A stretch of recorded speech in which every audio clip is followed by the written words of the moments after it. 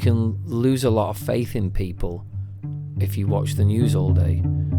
People are horrible, aren't they? You know, most people teach the kids that the world's a big bad place full of horrible people.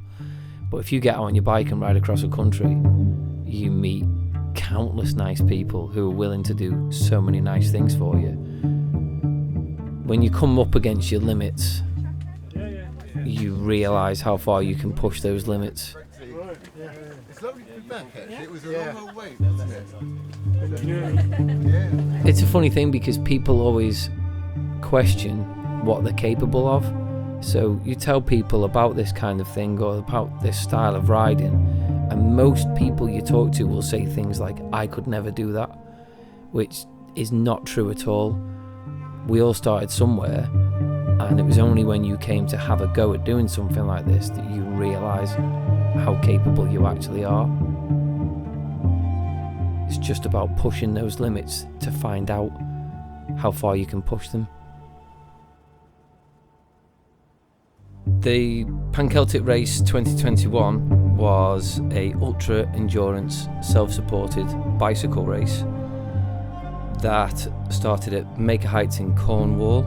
It travelled 1,240 miles through Celtic lands and finished in North Wales at the Clan Chief's house in Llandudno. Alistair. Forbes. Forbes, that's the one, yeah. Forbes. Yeah. F-O-R-B-E-S, that's the one. Mally had this really cool sentence where like when he was asked what made him come up with the Pan-Celtic race, that, you know, it was like when you were a kid and you used to go out riding your bike and every bike ride was an adventure. Let me see this. A massage every night. Can we see me? I'll do it myself. As you grow up, you forget about that adventurous side to riding your bike, and it becomes a means to an end sometimes for some people. But it doesn't always have to be like that. Just to take you back to those childhood days of adventure and enjoying riding your bike. The roads, the routes, the hills, the smells.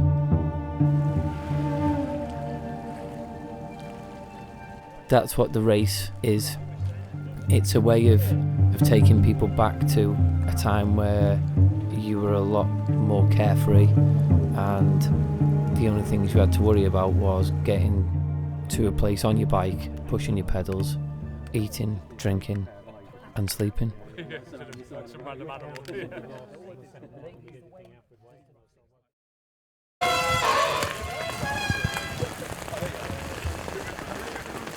Right, I just want to wish you all a safe journey. Okay, this rain is only temporary, but the memories will be forever. All right? Arise, arise, riders of the Pan-Celtic clan. Spears shall be shaken, shields shall be splintered. A sword day, a red day, as the sun rises. Right now, right now, right now, let's go! Come on! Riders arrived at Maker Heights in Cornwall, ready to start the race, and were greeted with biblical rain that lasted for hours upon hours, which then flooded people's kit, it waterlogged phones, and generally made for a pretty rubbish start to the race. The Cornish roads that were narrow and unrelentingly steep, short, sharp climbs that would really zap the legs. It's just one after another, climb after climb.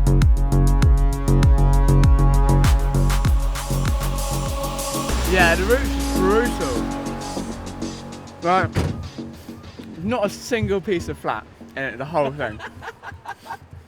It's just sapping. You are motoring? But I've done 260 watts normalised, and I've done 24k an hour. That's just like, normally out on the road that'd be like 35k an hour. I tell you what, you look like you're buzzing. I'm having so much fun. Why would you do it if you don't enjoy it? Yeah, but there's two different sides where you'll get people who love it, but they love it afterwards. Yeah. And when they're going through it, they're kind of like, oh my god, it's so hard. But But I'm to just see having you, so you're like, much fun at the moment. I'm sure, like in a few hours, I'll be in in a hole. But well, hopefully not. Because I've been riding with them myself. So. So what's your plan? Where are you headed tonight? Today? Don't know. Just keep riding. You're just gonna keep riding until you. Yeah. Thing is, like, normally I try and ride through the night, but like I've come into the race so tired already. Like, I was dozing off during the week. Yeah. At work. So I don't know. I might need to like get a couple of hours tonight, but it doesn't really matter. No. And then if I've got energy towards the end, that's when I can do an all-night or something. Yeah. Angus Young had already made his way to the front of the race and was putting time into his nearest rivals, Chris Pitblado and Alex Boswell.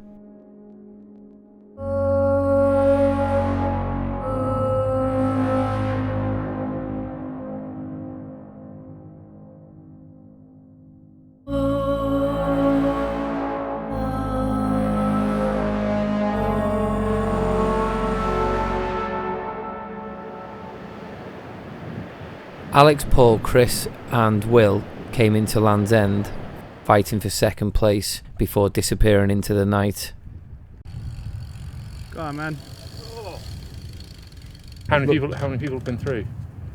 Is it just Angus? Mm-hmm. Probably like 2 hours ago or something. But What's his game plan? Is he doing a I lap think with his game Morton? plan is to ride extremely fast by the looks of things. He's gonna burn out, isn't he? I mean, he's a nutter. People. All right, pal. How then? How's it going? How are you? All right. I had What no did you plan not really. plan? I'm just cycling at my speed, you know. Yeah. And then when I get tired, I'll. Good plan. I've never raced before, you know. Like I've never ridden an event with a race at the end, you know. It's always been long Audax, and I've done loads of that kind of thing. So I sort of know how to manage myself. And I've not looked at the thing. All the updates that I've had is basically from you guys. I've been, you know, I've not been wanting to look. Oh, mate, what a flipping route. You like it? Oh, that's epic. Yes, Yeah. mate, it gets better. Mate, It gets better. it was just honestly, the tunes were buzzing, just like, it's just so good. Bit of moss on the hill, yeah, wheel slide, yeah, love it. That's the Dancing in the moonlight, yeah. Are you going to stop here, are you? Yeah, I think so. Yeah, I'm hoping there's some toilets up there or something. I originally thought I would try and get to Wade Bridge. It's 200 mile, but How many miles are you on the clock now? 162. 162. It's not a bad day though, is it? First day? It's fucking grippy. Yeah, I fucking know. It's so grippy. It really is. We was just watching your Instagram stories then. I'm not sure that this route is hilly enough. Let's have some more hills. Right, I will. It's really good to see you. later. Yeah, good to see you. Yeah, ride safe, dude. Will do. Dancing in the moonlight, everybody. This rain jacket I've stuffed at the back of my jersey, and my bottom of the back started to go numb, and I thought it was down the bottom, and I was like, oh shit, we have to turn around. So I had to turn back round and go up a hill that just come back down. Got to the top, so I can't see it. It was only in the back of my jersey, wasn't it? Still, it was just higher up. I was like, oh, you fuck off. You need to have a word with yourself, mate. I'm not used to Getting a bit scatty. How old are you? I'm getting too old. Getting a bit scatty, mate. My wife keeps telling me to stop cycling like these sort of events. Yeah, I'm hoping there's some toilets up there. Fuck's sake. They must have different. That's not working.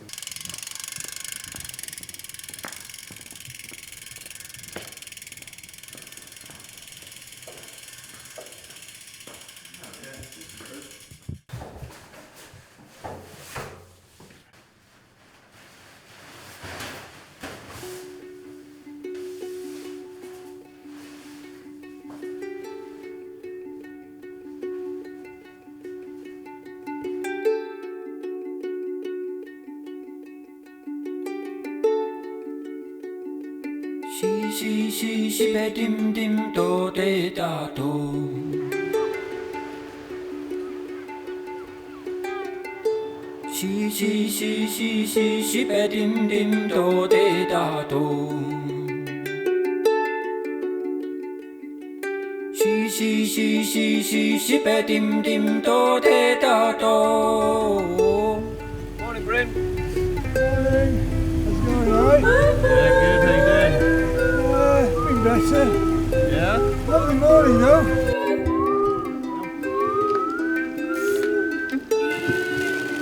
How you doing, mate? Getting up in the morning? Where did you sleep? In a bus stop. Nice. About 2 hours back from here. The sunrise this morning was amazing. Like, just coming just into St Ives, and it was, yeah, really, really beautiful. I'm gonna go get McDonald's. There's a Shell garage that's open as well, because nothing opens until 7. Right. And every place I've been like, oh, it must be 7 by now, and it's still 6:30, so it's not. Morning. Morning. Oh, good morning! How you doing? I've got a beautiful place! Morning! Morning. I've never been here before, it's lovely! Bit different to Scotland. Oh, it's so different, yeah! I mean, no, it's good, obviously. Oh my god, I thought I had this beautiful field to sleep in, and I went and carried my bike over the fence. It was really flat grass. I spent about 5 minutes getting over the stuff and you looked down, snails everywhere.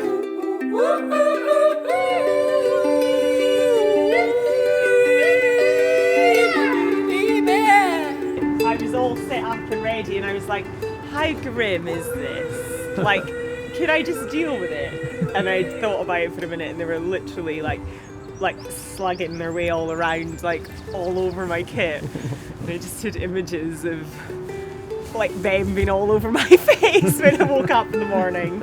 One of the other riders had camped just down the road and I pulled in beside him and he was sitting outside the bus shelter and he was like, that bus shelter is really grim, you don't want to go in there. And I went in and I was like, it's not that bad, like you don't have to breathe through your nose, it's fine.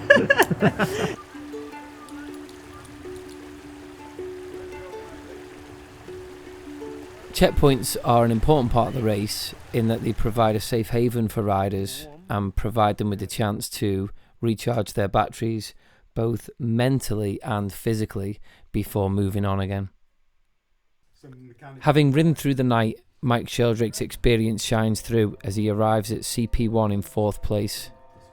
He tells us stories of his adventures through the night, when some people his age will be falling asleep in a chair. My plan that I set off at the start with was just to get to Land's End and Kip there, but I got there and didn't feel ready for Kip, so I carried on. Nice. I feel fine for it actually, Yeah. Not struggling. So I'll probably, I think in a couple of nights, 2 nights time, I'll have a really good sleep in 2 nights time. Although I got this morning. It's a different mentality, that is. Switched my phone on this morning and got a message saying my daughter has given birth to my first grandchild. Oh, congratulations! Oh, that's so nice. I've got to see what I've got. See where priorities lie now. It's all a bit. We'll see. It's a handy excuse though. If I'm really struggling a bit halfway around, I'll just go. I think I've got to go home. I'm a granddad.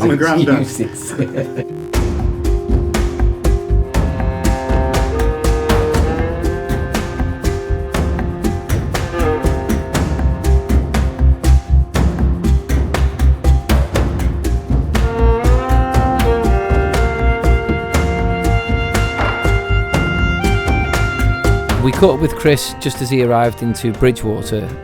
He was suffering with some navigational issues, but he was making great progress over the rest of the following pack. Is that why you were looking at your phone back there? I'm only getting about 150 kilometres on the Garmin. I have to do the rest on my phone. I'll tell you what, considering you're having an issue, you're doing pretty well. Well, I didn't. I thought there was 5 guys up the road, but no. When I got to Boscastle, Pete didn't say. But you heard. Because he's a professional. God, it's be all right. Where are you headed today? What's your plan? I'll get to Stonehenge first, and then I'll see. You going to Stonehenge tonight? Yeah, and then I didn't get much sleep last night. Got like a power nap, which is fine because I'm starting to. When you say power nap, what do you call a power nap? 30 minutes. Are you still going now? Quite coffee. Midget James. Midget James, nice.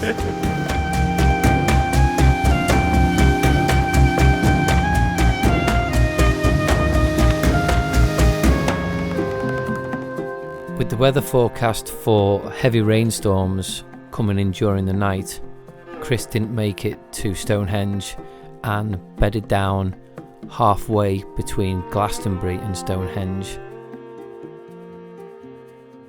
The rest of the field also took the opportunity to bed down for the night. Angus, incredibly, decided to push on.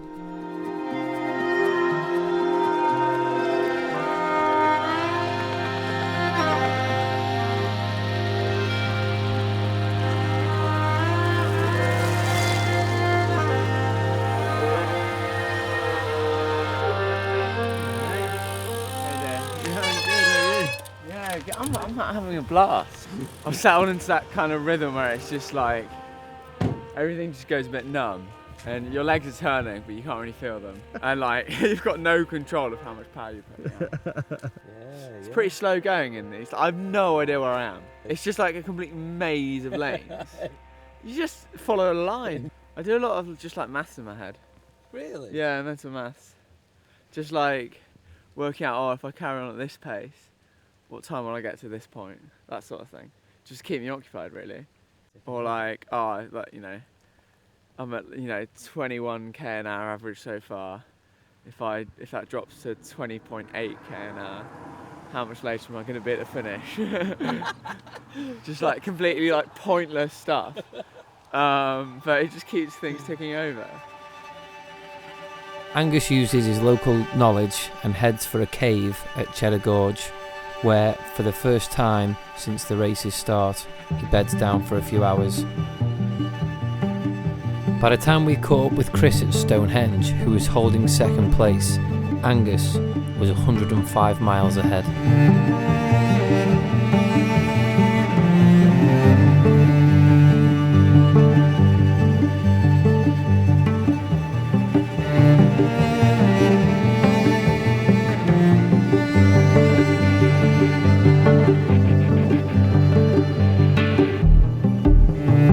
Thanks to Chris's long sleep, Paul, Alex and Stuart Percival all managed to put good time into him.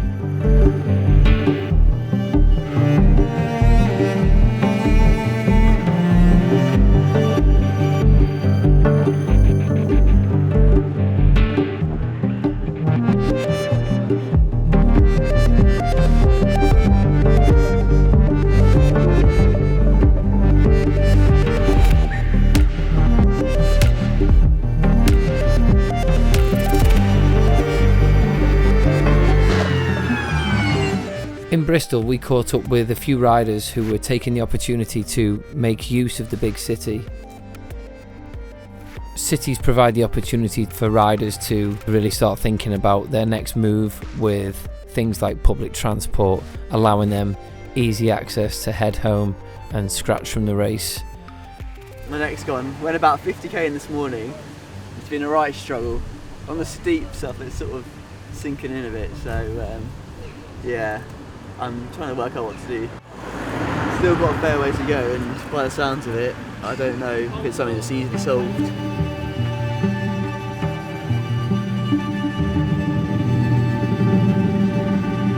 It can be like a really scary thing leaving the city when you've got so much normality there and you can eat and drink and sleep, and then you have to head off back out on your own into the quiet roads.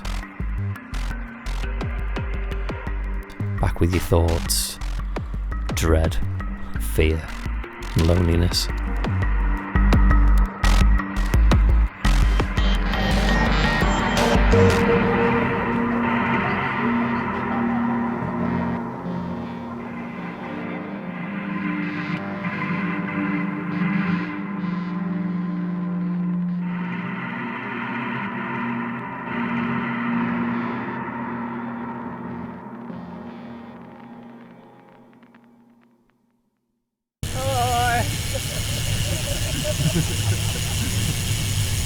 How's the weather been? Last night was grim. Again, I got absolute drenched. Did you? Yep. So I've got Wet bibs on to start the day. Nothing like a good cold wet bit to start the day. Bags getting bigger. I've seen your video on Instagram. I went to bed and it was chucking it down. 4 hours later I woke up, it was still chucking it down. Come on, cut me some slack. I just want to get up and get dry.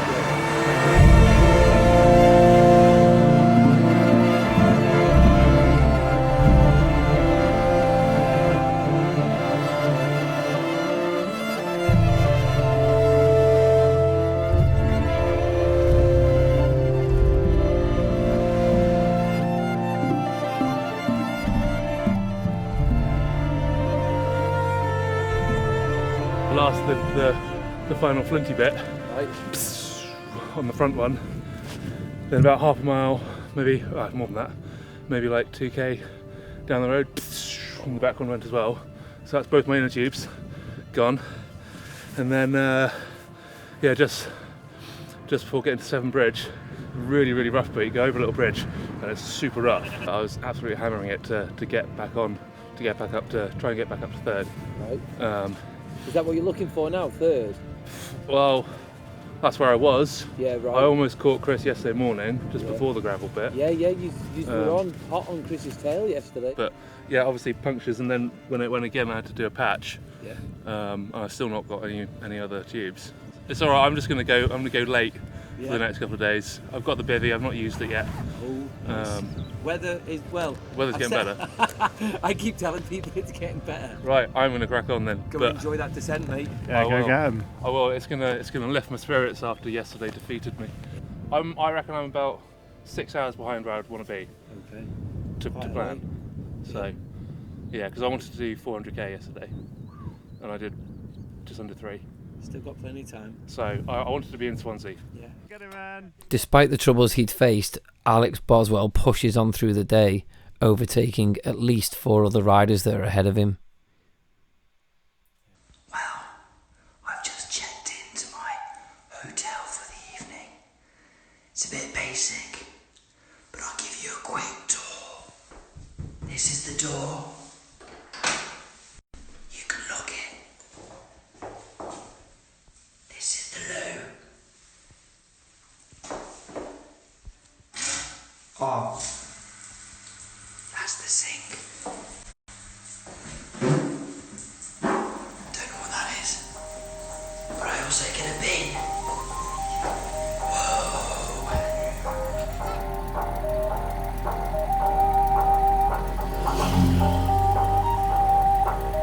Let's go alongside him.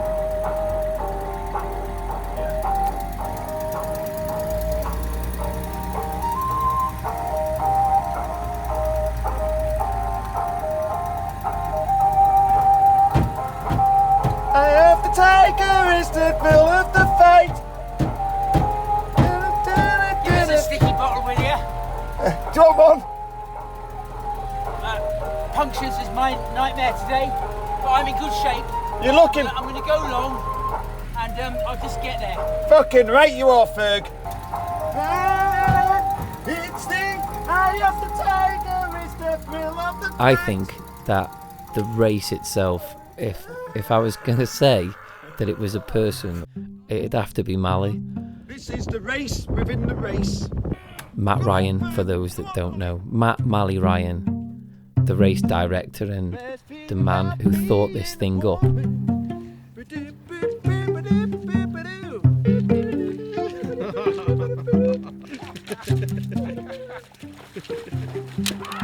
Slack roulette. Before you go, Had to be what are you? because it was just full of water. Come on. I told you at the top of Bulk of Cloud. What are you?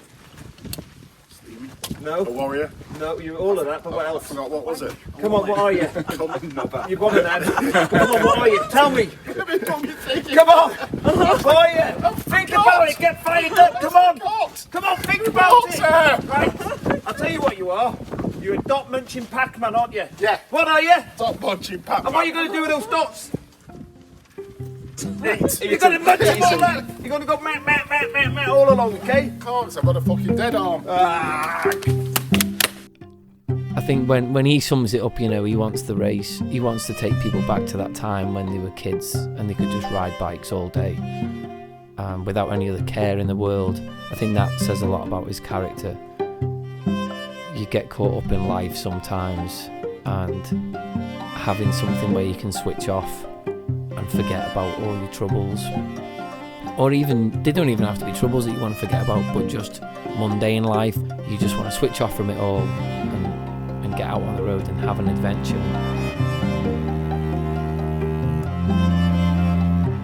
We don't test our resilience a lot in life because everything's comfortable. You can go to a shop, buy whatever you want. You don't even have to have any money. You can buy a car, you can, everything like that. So we never really test our resilience. So I think it's been personal. It's good for me to do that. The Welsh people have been fantastic, so accommodating, and have had some real good stories and adventures.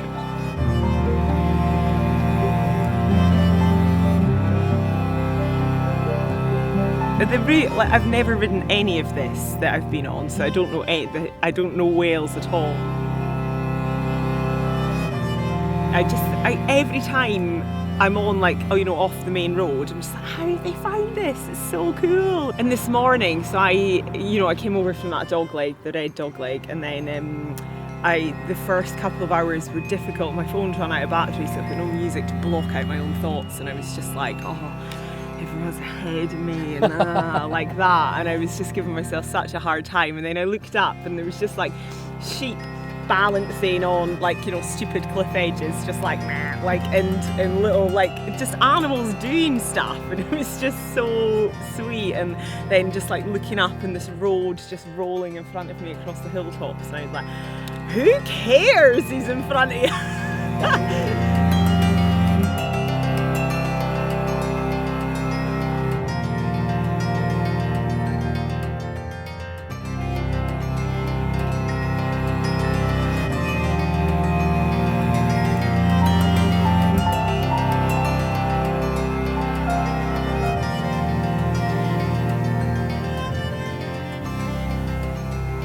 I was really struggling, just energy-wise, and I was coming up to Cheddar Gorge, and then this bloke came out, dot watching, and he had his bell, and he started doing his bell and shouting my name out.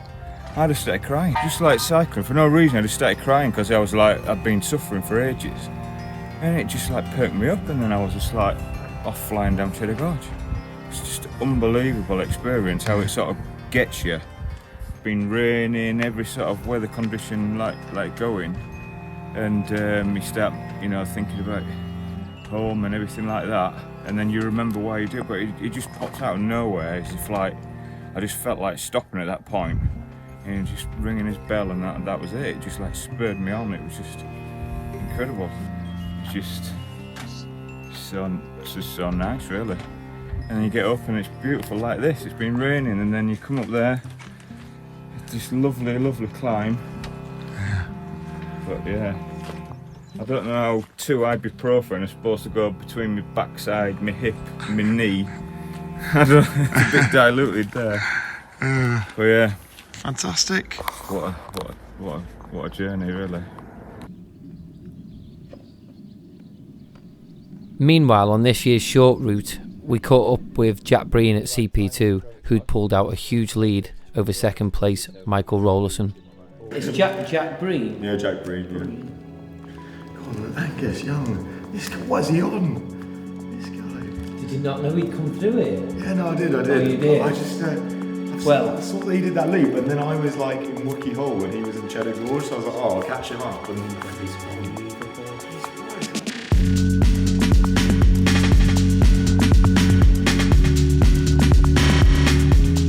We caught up with Angus Young as he headed off into mid-Wales with a sizable lead of approximately 85 miles. How you doing, man? I'm having a blast. Still enjoying it, yeah? Yeah. Picked up today. I was really quite slow yesterday. I was just stopping a lot. Don't know why I was. And then accidentally slept through my alarm. So I stayed at a hotel, put an alarm on for 2 hours, and then 5 hours later I woke up and was like, oh, fuck it. Oh well. I think I feel better. Yeah, I think it's probably done me well. Yeah. Chris isn't too far behind, is he? It's probably 3-4 hours back or something. Yeah. You did quite well last time. Yeah, when I was asleep. Yeah, because I saw there was like a pack of like 2 or 3 of them. I've just got it in the back of my head now that I've had a massive sleep, so I'm great. And he hasn't. So he probably only got a couple of hours in the bush somewhere. So, right, I'm gonna press on. Yeah.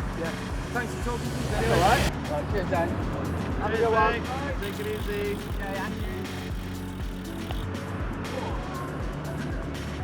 you. 1,100 miles into the race, and we catch up with Chris and Paul, who are never more than 3 miles apart.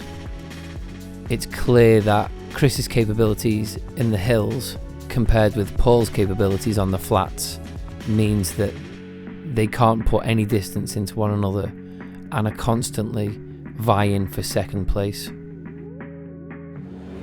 I'd settled for third yesterday. Yeah. I was racing to stay in third. Yeah. I got a bit of a surprise this morning when Chris had stopped early. I'm trying not to look too often.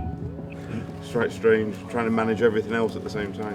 So 4 nights of very little sleep You just reminded me. is the main 90% of managing things, and then every now and again I get a spur on.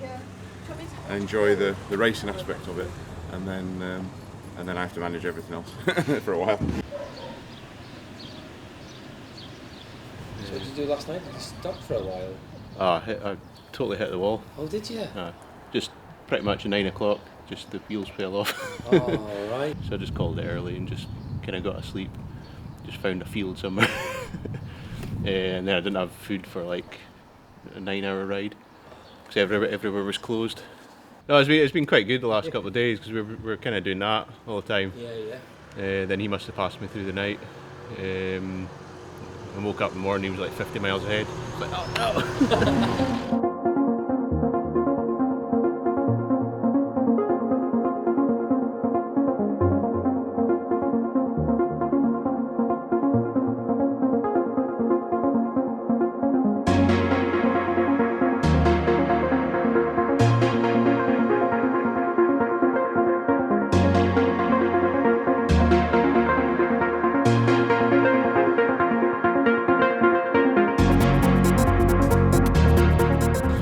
Got here 4,200 metres or something in 212k. It's just insane, right? Let me get this in Essex. Yeah, I think yesterday I completely finished my legs. It was quite climby yesterday, wasn't it? Yeah. I'm just hoping the motivation to get to Anglesey will get me through. And that feeling of like, because I'm going so slow, the legs are tired, I keep thinking, oh my gosh, my back wheel's deflated. Yeah, it's that. Like, I'm like, I keep looking at my back, I'm like, is there no air in there? I'm not moving. Because you're nearly there. Yeah. You're nearly there, and it's so cruel. Hello. How are you? Yeah, I'm okay, thanks. Yeah, it's like this. I can barely unclip. Yeah, this ankle just doesn't have any functionality. I've not done my shoes off at all because every time I put any pressure on it, it just buckles. Really? But I can feel my quad, which is fine because that's what I need to pedal. But like this whole down here, up to like here is numb. What do you think is causing that? This started hurting just up here, and then my Achilles at the same time. So I think between them there's just a lot of pressure. Yesterday I put my foot down and went into a pothole and fell over, and I was just because I was planning on riding through the night, and then after that. You're still going though? Yeah. It's pretty incredible. Thanks. Like, you see somebody saying that they've been up all night, but then you're smiling and laughing when you're telling the story. Yeah. There's not many people that do that, is there? Thank you. It all goes into a blur, doesn't it? But I had a bad patch quite early on. I started off quite well, first couple of days or first day, and night were okay. So where are we? Tuesday. I first of all I stayed overnight in a room in Glastonbury, and I left the room at about 4:45 in the morning. Everything out, clicked the door shut, and as the proprietor had instructed, I left a swipe card in the room, and then I realised I'd left my shoes hooked on the towel radiator to dry them out. So I hadn't got my shoes. So I had to wait 3 hours before anybody came that morning, just sitting there outside my room. So that was a bit soul destroying, especially as out the window I could actually see other riders going past, you know. And then later on that day, middle of the afternoon, I started being sick, throwing up, and I sat on a bench, and then I fell asleep, and then I got in my sleeping bag, and I didn't get up. out my bag until probably about 7:30 the next morning. I don't know what it was. I just emptied myself overnight, and I felt for 2 days I just had a horrible taste in my mouth. Just didn't feel good. I was hardly eating anything. I don't know how I was moving, because I couldn't face food.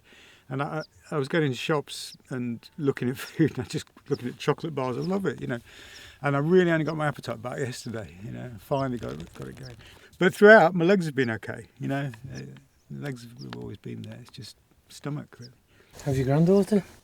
Oh, good, yeah. Actually, I actually FaceTimed her yesterday from a petrol station forecourt. It was a bit difficult, but don't think she could make out what I was saying, but she probably doesn't understand anyway. She's only about 3 days old. So it's still nice, though. So it didn't matter. But yeah, it was good. Yeah, it was really good. Yeah, you're making me go emotional now. Oh, mate,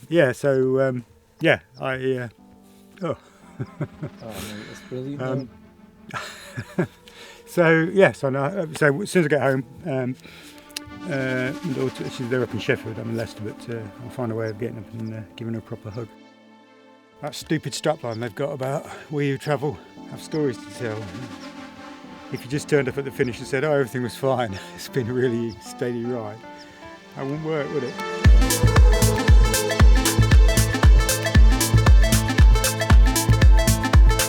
It really sort of strips everything back, and it takes away all the commodity and easiness that life gives you, and makes you test your resilience on a daily basis with what it is that you can and can't do, or what challenges you can and can't overcome.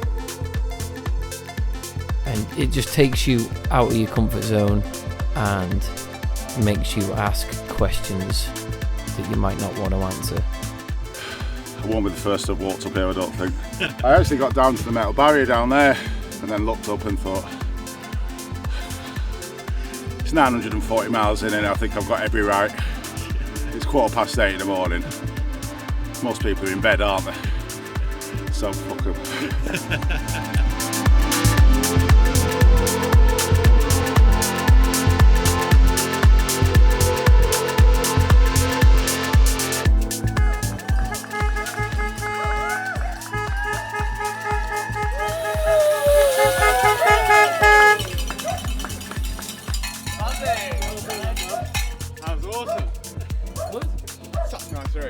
That coaster road was amazing. That one? Yeah. Loved it. On Friday the 9th at 14 minutes past 2 in the afternoon, 25-year-old Angus Young rolls over the finish line in Llandudno and takes the win of the Pan-Celtic Race 2021. I had so much fun the whole time. Every time we seen you, that's all you kept saying. I was just buzzing. Yeah. The whole time I was just like, this is amazing. There are a couple of moments when you're just riding along and you just think this is epic. Like sunset every night, I was in a good spot. So first night, Land's End. Next night, Stonehenge. After that, I might have missed up. Nothing that exciting. I can't remember what happened. Yeah. And then it was the Raider Mountain Road. And last night it was right over the tip of the peninsula. Well, I have no idea what time of day it is. All day. Oh yeah, all day.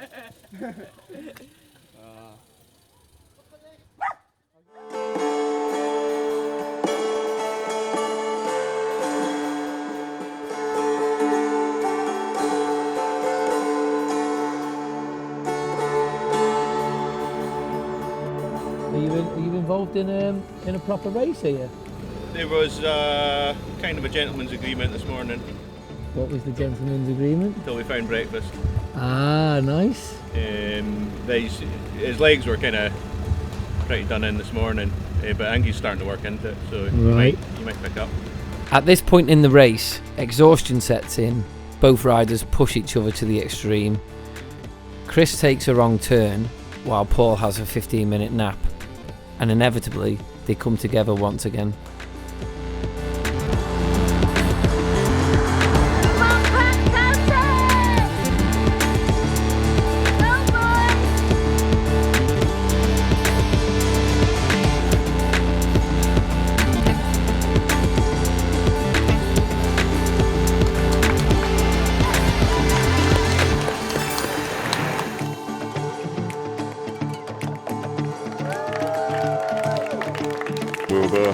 testing each other for about 40 miles, 50 miles after that.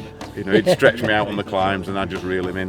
Then it wasn't hard and he'd dance away on the hills easily, and then I'd reel him in quite easily. And then we just had a chat and we're like, we're never more than 2 or 3 minutes away from each other. And it's like painful, you know, like there was half an hour difference. You'd work at it, wouldn't you? Or you'd try and work at staying away. But when you're just seeing each other's flashing light all the time, we just had a chat and we're like, I think we're going to be better for each other's company, aren't we? We're going to bury ourselves for no gain. Yeah. We might have finished an hour ago, but would have been in a mess and not enjoyed each other's company for the day. So we've had a good day. Should we get some beers? Yeah. Yay, that we're talking. We're just doing that all the time. So it's like, if we smash it, we're going to end up here together. And if we just go down, you end up here together, but just more tired. Exactly. Can I have a kiss? Awesome, right? Oh. Are you alright? Yeah. Well, apart from angles. I like your mate, do you want me banners. to take that? Yeah, thank you. Press my garment. You meet people when you're doing, especially when you're organising this race, and the people that come and sign up and then race the race. You are almost friends before you've met, because you relate to one another on so many levels that we're all the same. We all love riding our bikes to get places, to experience new things, to experience new places and people. You know, people talk about the people that they meet out on the course who are so kind. It really gives you a sense of how nice people are in general. Talking to riders, you can see that it certainly reaffirms life for a lot of people.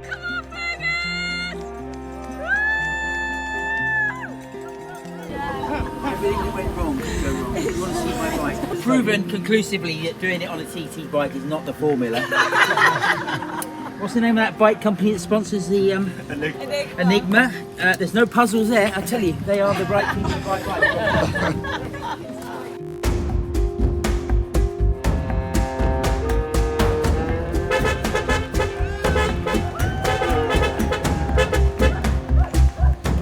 Believe it or not, but this is her favourite place. After every bike ride I get a good clean, don't I, Audrey? Did you make up the places that you wanted to? Not quite, but I'm just stoked. It's just cool. It's kind of the thing that I never thought I'd do, and I've done it.